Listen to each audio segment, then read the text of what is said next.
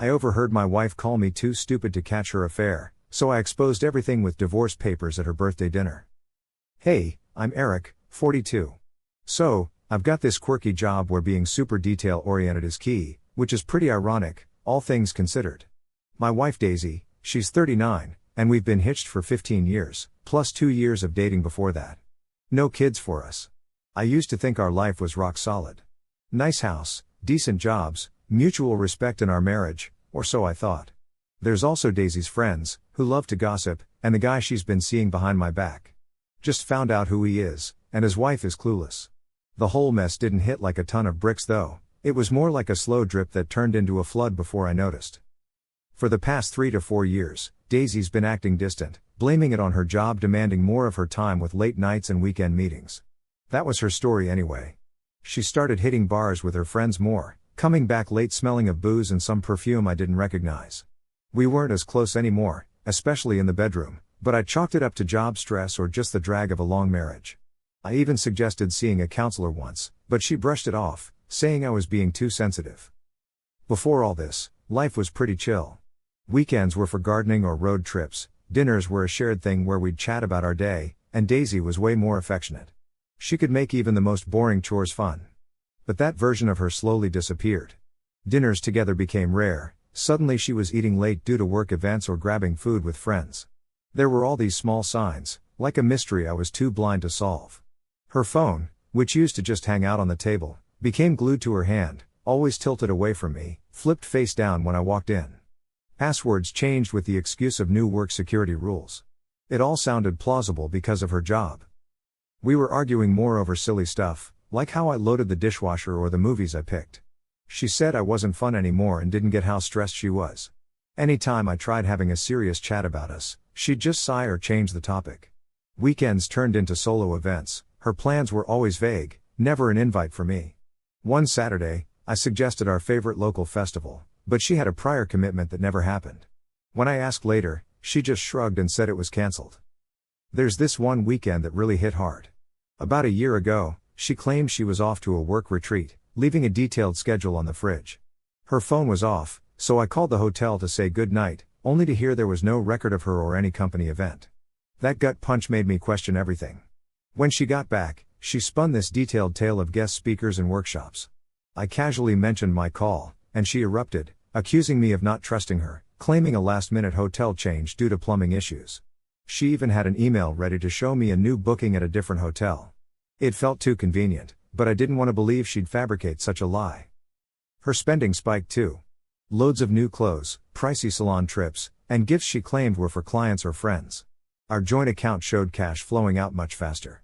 I guess I just didn't want to see the truth until it was staring me in the face. So, here's the thing, there were some topics we just never really got into. Like, when I tried chatting with her about saving money or working out a budget, she flipped out. She accused me of trying to control her cash. I mean, yeah, she earned her own money, and she was right about that, but we always discussed big expenses together before. Then, it all came crashing down about 3 weeks ago, on a regular Tuesday night. Daisy was chilling in the study, catching up with her friends over a video call.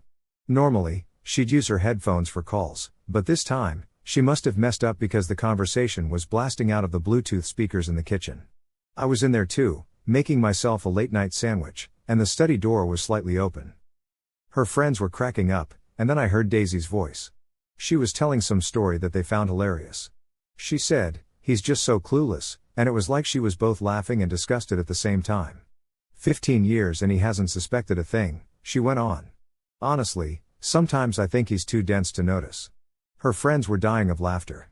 I just stood there, totally stunned, sandwich bread in hand, feeling like my blood had turned to ice. But she kept going. She started talking about this guy named Troy, saying things like, "Troy is amazing, you know, so attentive. It's like night and day compared to Eric." She talked about me like I was living in some oblivious bubble. One of her friends asked how long she'd been seeing this Troy guy, and Daisy casually replied, "Oh, with Troy, it's been about 4 years pretty consistently. Had a few others before him, but Troy's special." Then she got into way too much detail about some recent sexual escapade with Troy, with her friends egging her on. She even joked about almost getting caught a few times but shrugged it off, saying my supposed cluelessness made it easy for her to sneak around. She mentioned Troy was married, too, saying it made things safer because he wouldn't get too serious. I couldn't take it anymore. I turned off the speakers and quietly backed out of the kitchen, my mind spinning. This wasn't just one affair, there were others before Troy. The woman I thought I knew, who I loved for almost 2 decades, felt like a stranger. And she saw me as some clueless fool. The way she was so casual and cruel about it, laughing it off, shattered something deep inside of me. I didn't even feel sad right then. I didn't confront her that night. I just slipped into bed, pretending I hadn't heard a thing, keeping my face blank. She came to bed later, humming, and asked if I was okay since I was so quiet. I just said I was tired from work. The next morning, I got up, got ready, and went to work like it was any other day, but her words kept looping in my head, too stupid to notice. My usually logical brain was stuck on that. She thought I was stupid, and I was determined to prove her wrong. I needed proof, solid proof, for the inevitable divorce and maybe for other reasons. I started by combing through our finances. I could access our joint bank accounts online and got copies of her credit card statements because we had them sent to a shared email. I'd set up that system ages ago for record keeping, and she never bothered to change it. So, I dug through years of statements, looking for anything weird. The pricey spa weekends she claimed were for unwinding alone, the fancy dinners at places I'd never been, hotel bookings in cities where she had no work events, it all started to form a pattern. Her work trips often aligned with big charges at fancy hotels. I remembered having this old voice-activated recorder from college for lectures, so I found it, got new batteries, and discreetly hid it under the passenger seat in her car. I knew secretly recording someone might be legally iffy, but I was beyond caring about rules by then. I also added some special software to our home computer that she sometimes used. It was designed to recover deleted files, so I was hunting for anything, emails, chat messages, photos, whatever I could find. I was like a detective in my own life, spending hours each night after she'd fallen asleep or before she woke up, piecing it all together. Weirdly, I felt calm doing it. Man, it's like my feelings just switched off, and my brain turned into some kind of calculating machine. The first clues came in pretty fast. So, her car had this voice recorder that caught phone calls she made while driving. There were calls with Troy, yeah, that's the guy, where they'd chat about when and where to hook up. They also reminisced about stuff they'd done. But there were also calls with her friends where she just roasted me, bragging about juggling her double life. Digging through her computer was like hitting the jackpot. I found deleted emails between her and Troy. Plus, there were photos of the two of them. Some were just smiling pics, but some were definitely more intimate. There were also holiday snaps she claimed were solo trips for finding herself or business trips. Turns out, she was living a whole other life, and now it's all in digital files and recordings, staring back at me. It's been 3 weeks since that terrible Tuesday night, and let me tell you, it's been 3 weeks of living a lie. I've been all polite to Daisy, making chit-chat, while inside, I'm this ball of icy, controlled anger. For 3 weeks, I've been quietly building my case against her. Late nights, inspecting every bit of evidence, making copies, getting everything in order. I even found out who Troy is, full name, address, workplace, and guess what? He's married. Daisy was surprisingly sloppy with her secret digital world. She had Troy's number saved under a woman's name, but their call and text pattern was super sketchy. I cross-checked dates with stuff she mentioned in those recorded chats. A bit of social media sleuthing led me straight to him. His wife's social media is full of happy family pics. That's about to change. Oh, I've got a plan. It's not simple, but it's designed to hit Daisy hard. Her birthday's in 10 days, and it's gonna be one she won't forget. I've even lawyered up and found a top-notch, tough divorce lawyer. We've got everything ready, and all my evidence is neatly organized in a binder. My lawyer was impressed, said it makes our case rock solid. Here's the play-by-play. 2 days before her birthday, I'm hitting the banks. I'm freezing our joint accounts and cutting off her access to credit cards linked to me. The house is mainly mine, left by my parents, and we're taking steps to protect it. The day before her birthday, I'm sending Troy's wife a surprise package, anonymous, of course. It'll have all the proof she needs of Troy and Daisy's affair, photos, hotel bills, conversations, everything. Then, on Daisy's birthday, she's gonna wake up to financial chaos. No more access to our shared money. Later that day, she'll get divorce papers delivered with adultery as the reason, backed by all the evidence I've gathered. I'll try to make sure she gets those papers at any celebration she has with friends. I'm not here to ask if I should do this, I'm doing it. I just needed a place to vent, to voice what she did and what I'm gonna do in response. She thought I'd never figure it out, but she's in for a rude awakening.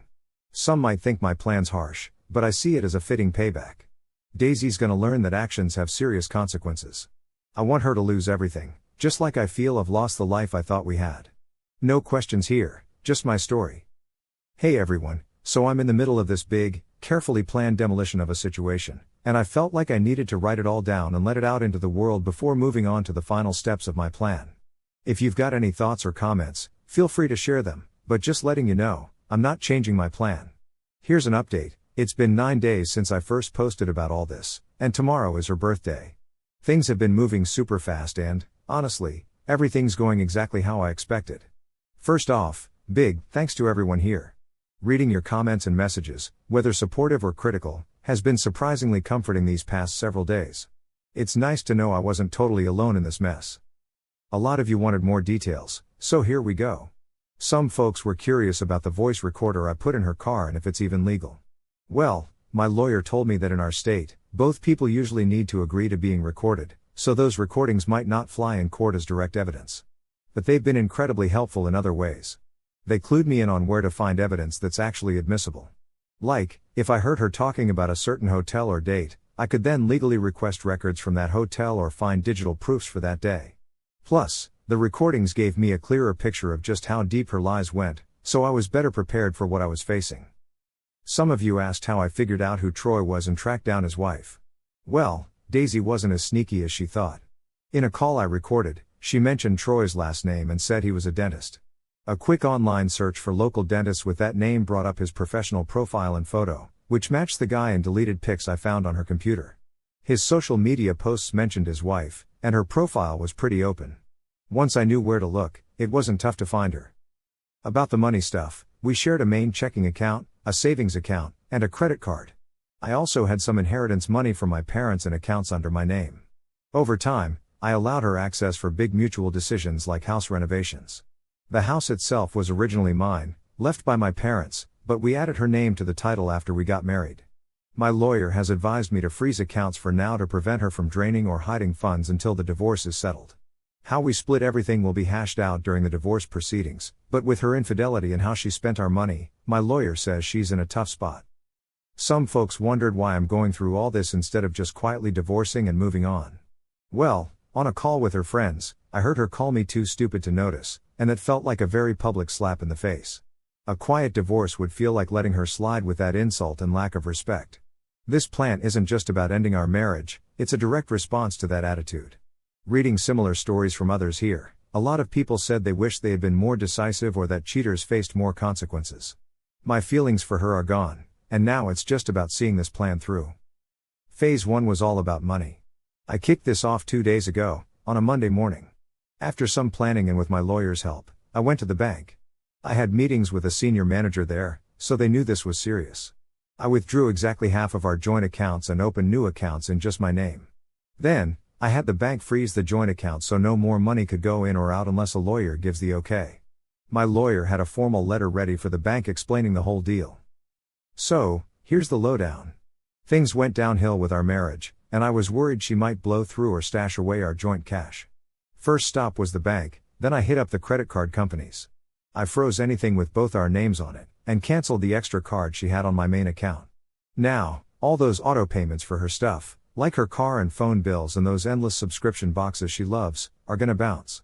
I made sure our critical bills like the mortgage and utilities are paid from my new solo bank accounts. This whole thing took ages. Then came phase 2, letting the other person in this mess know. I sent a package to Troy's wife, let's call her Mary. I put together a neat little binder for her. Inside, I tucked about 20 clear photos of Daisy and Troy cozying up on their trips, complete with locations and dates. Some shots were a bit more personal, but nothing too wild, just enough to prove the affair. There were also hotel bills with both their names, and snippets of conversations where they talked about their feelings and how they were fooling us. I threw in a short, unsigned note saying, "Mary, you deserve to know the truth about your husband Troy and his long-term affair with Daisy." I sent this through a courier that needed a signature upon delivery, and late yesterday, I got confirmation it was received. As I sent it off, it felt like lighting a necessary fire. Phase 3 is the divorce papers.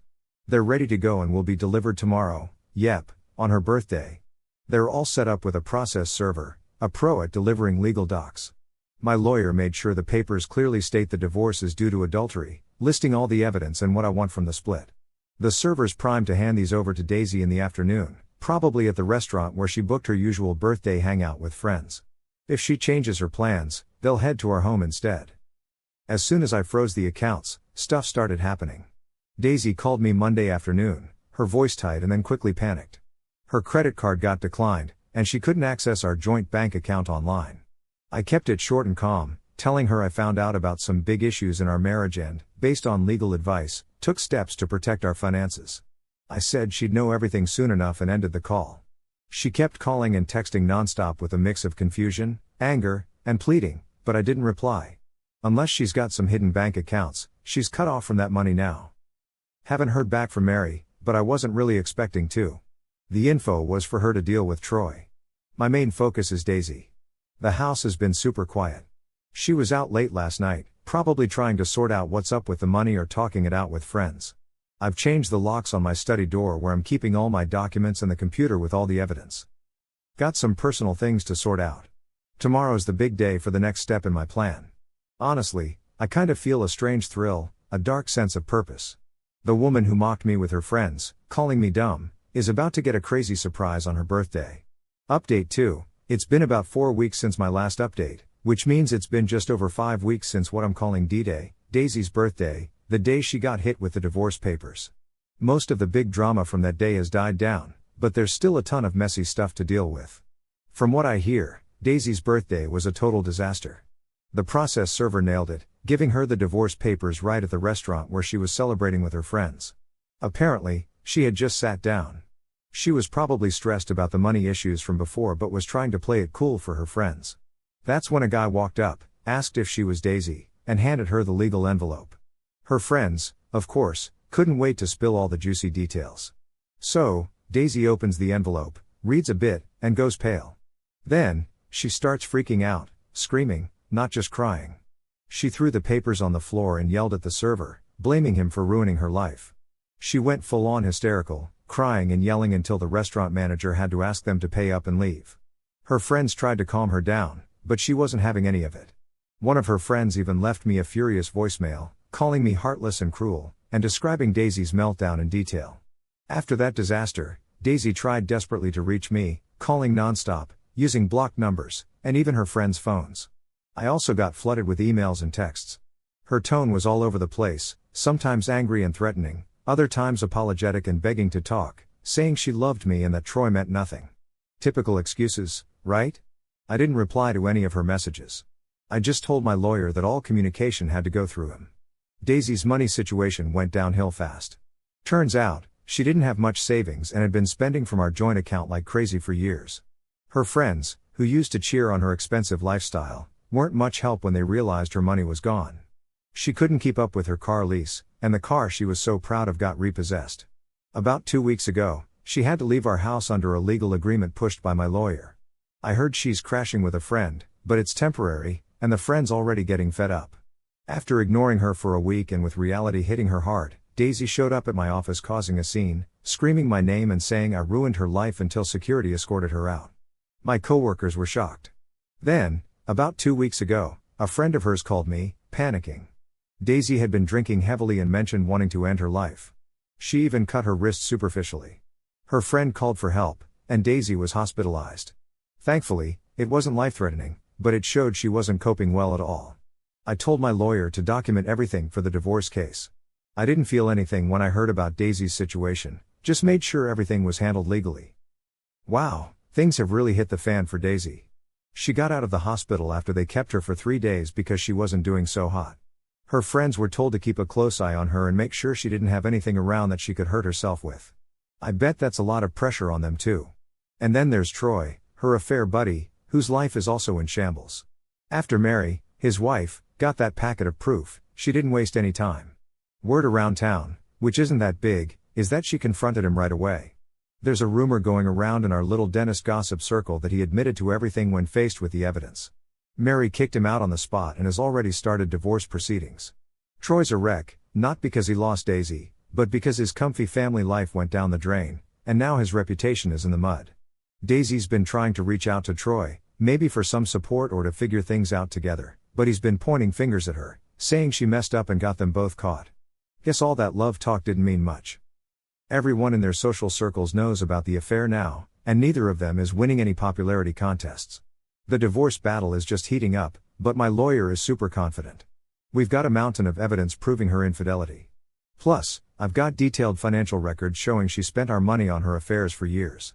Her lawyer is pushing for her to get a big chunk of alimony, support, and a good share of the house value, but we're fighting back hard. Her recent meltdown in public, like when she went off at my office, isn't doing her any favors in front of the judge. I saw Daisy last week, actually, by total accident. I was leaving the grocery store when I spotted her having a screaming match with a friend in the parking lot. She didn't spot me, so I just got in my car and left. The difference between the mess I saw there and the smug, confident woman who laughed at me with her friends on that video call is unreal. She's dealing with the fallout now, lost her husband, her cozy home, her financial safety net, and now, even her affair partner is MIA. As for me, my life is all about lawyer meetings and paperwork at the moment. But beneath all that stress, there's this quiet satisfaction. I stood up for myself and didn't just roll over and take her betrayal. I'm handling this divorce with a clear head. The whole point was to make sure she really got how her actions came with big consequences. I wanted her to know she couldn't treat someone like that and walk away unscathed. I think she's gotten that message loud and clear now. The guy she thought was too dumb to notice has made sure she remembers his methodical approach for a long time.